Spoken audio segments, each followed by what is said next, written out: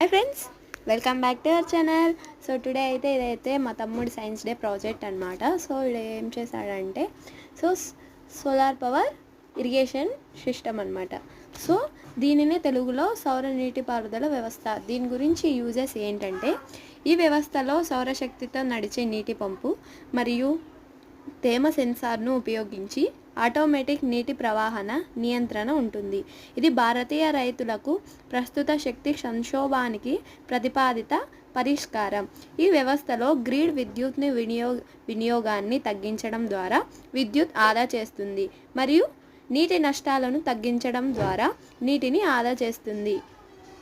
ఈ వీడియో కనుక మీకు కనుక నచ్చితే like, share, subscribe and thank you for the watch.